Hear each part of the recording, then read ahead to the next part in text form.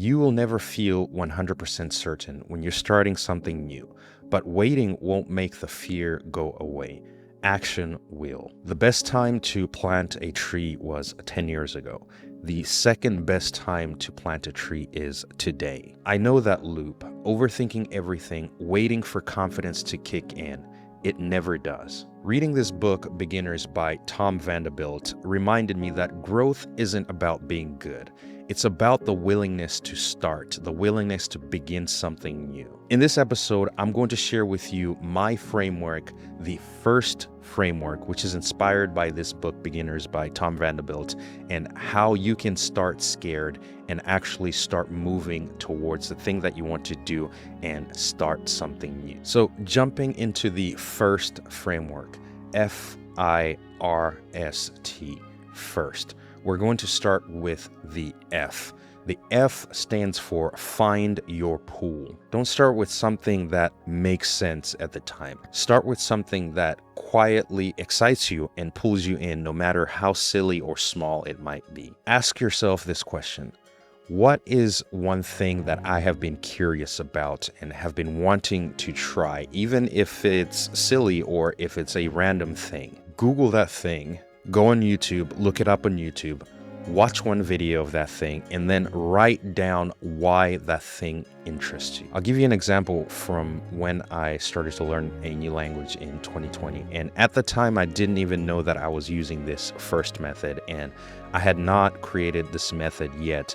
But now looking back, it makes sense why I decided to learn that new language. So in 2020, I was subconsciously finding my pool when I decided I wanted to learn a new language, and I went online on YouTube and started to Google different types of languages, and ultimately I landed on Mandarin Chinese, and that is the language that interested me the most. At the time, I didn't know it, but I was actually doing this exercise by finding my pool, finding something that quietly excited me because I had friends that spoke the language and I wanted to be able to communicate and start to learn a different culture and learn about different people and different things and places. I went and watched one video turned into 5 videos turned into 50 videos, turned into 100 videos, and ultimately that turned into me taking online lessons, and then that led into me going on a journey to explore a whole different world and a whole different culture across the world, where I actually met friends and actually created relationships with friends that are from China. And these are some of the friends that I've actually gotten to meet in real life and have gone on vacations with. So by me finding that pool, something that quietly excited me and it drew me into that language, it completely opened up a whole world to me that otherwise I wouldn't have been able to tap into. So try it yourself.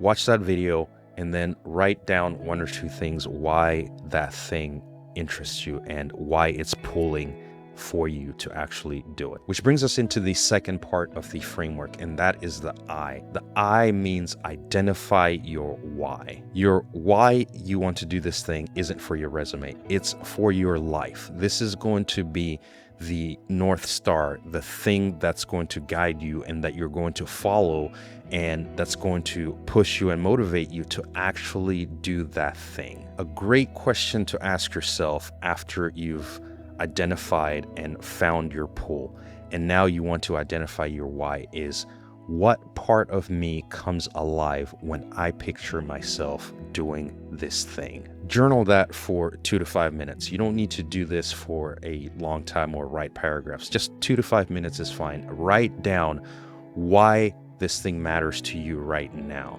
because that is what's going to excite you and motivate you on those days where you might not feel like doing the thing. When you remember your why and you remember why exactly you're doing that thing and why it matters to you, then you're more likely going to keep doing it consistently. So we'll take an example and say maybe you want to get back in shape or you want to get into shape and you are searching for your pool. You find that you're being pulled towards attending a fitness class that your friend told you about.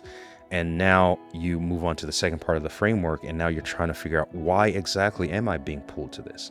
Why is my health so important to me, and why is it that I want to go and get in better health? Is it because you want to be able to do more things in your life physically?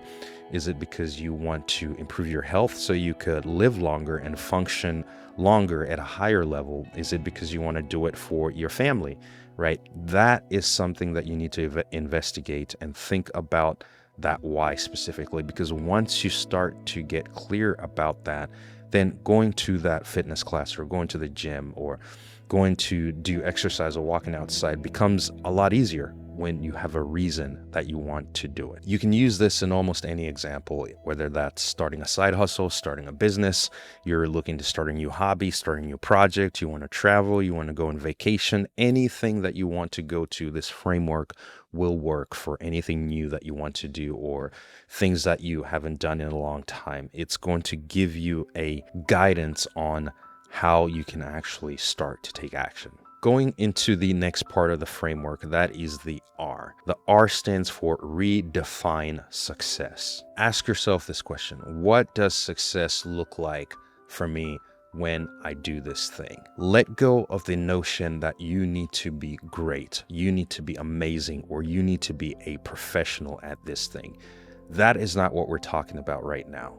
When you're trying to start something new as a beginner, and particularly as an adult, you want to make sure that your success criteria is something that you can actually see yourself doing and something that you can actually achieve. And I have this, I guess you could say, a strength and a weakness of when I want to start something new, when I want to do different things, I'm always looking at how do I become great, how do I become the top, and how do I become the greatest and the best at this thing. That is amazing. And if you think and have the same mindset, it's amazing. It will make you extremely competitive and you're going to win at a lot of things. But what that is also going to do, that mindset, is that it's going to make it very hard and difficult to have hobbies. It's going to make it very difficult to do things for fun because you're constantly going to have your success criteria as the top of the line.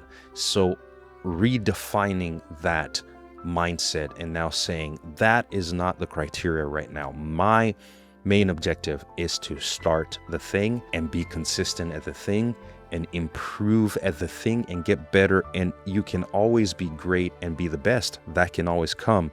But ultimately, when you begin something, you're looking to have a learner's mentality, a learner's mindset, a beginner's mindset, which means you're going into it with an open mind that this is a learning process. Define your success criteria like this. Success for me is doing this thing X number of times per week for an X number of minutes or hours. Think about the thing you want to do. So going back to our fitness example, if working out is something that you want to do, for you, success might be working out twice a week for 30 minutes during those 2 times. For somebody else, it might be 4 or 5 times a week. For another person, it might be once a week. Someone else, it could be walking twice a week. Someone else, it could be doing home workouts 2 to 3 times a week, right? So success looks very different for everybody. And now understanding what success looks like for you, now that you've set more realistic goals, is the purpose of this R of redefining success in this framework. Subscribe to the channel if you feel like you're tired of waiting to feel ready to do the thing that you want to do.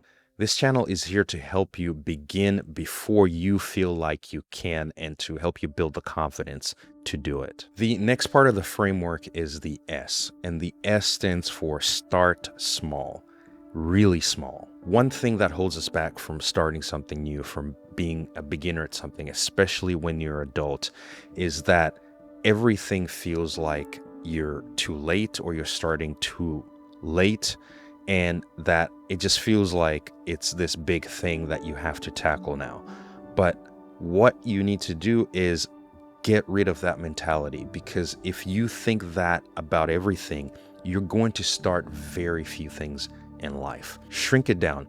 Start real small. How do I get into this thing? And what is the smallest or tiniest thing I can do to start getting into this thing? What can I try today? right? I want to now work out twice a week. What can I do today? I can go walk for 20 minutes. I can do push-ups and sit-ups at home for 15 minutes. I can start by going to the gym for 20, 30 minutes, right? I can do that once, I can do that twice. And what typically happens is when you start small, you'll find yourself in doing that thing in it for a month. Once you're a month in, you start to think, I think I can add more to this. And you might add another day to the gym. And now you're going 3 times a week. And then you do that for a couple of more weeks and you say, I can do more. I'm starting to get in better shape. I'm starting to feel better. And you might add a 4th week, right? And it starts to compound and it starts to get bigger and bigger. And that is because when you start small, you give yourself a better chance at actually building consistency. And through consistency, you'll actually start to build confidence. And when your confidence builds, you'll actually start to want to do bigger and bigger things. The next one is the T. The T in the first method stands for track your try. Your job isn't to be amazing right now. When you start something new, when you're a beginner, you're going to suck.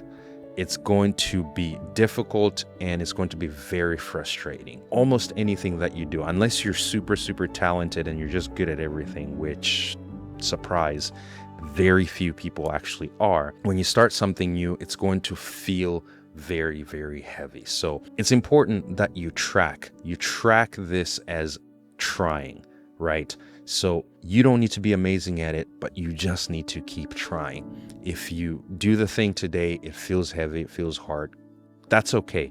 As part of the process, go try again. Ask yourself this question: did I try at this thing even a little bit? I want to go work out today. Did I try to go work out today even a little bit? Did I even try a little bit to go do a little bit of a workout? I want to start this side hustle. Did I try even a little bit today? Did I go online and start YouTubing and Googling how to do this side hustle or people that are doing the side hustle? I want to learn a new skill. I want to learn a new certification. I want to improve my knowledge so I can get a promotion at work. Ask yourself the same question. Did I try just even a little bit? And you'll find yourself starting to become more honest with yourself if you truly answer that question, and you'll realize that trying is very underrated. It's underrated because a lot of people don't try. A lot of people want to do things, but they don't try because they're afraid. And when you don't try, nothing happens. Not trying is actually the worst thing that you could do, because by not trying, you actually don't figure out what the alternative is, and you don't figure out what could have happened even if you tried. Trying and failing is better than not trying at all. Somebody who tries at something 1,000 times and then fails 1,000 times is better than someone who has 1,000 thoughts but tries none of them. Make sure you're always asking yourself that question. I have an idea. I want to do this thing.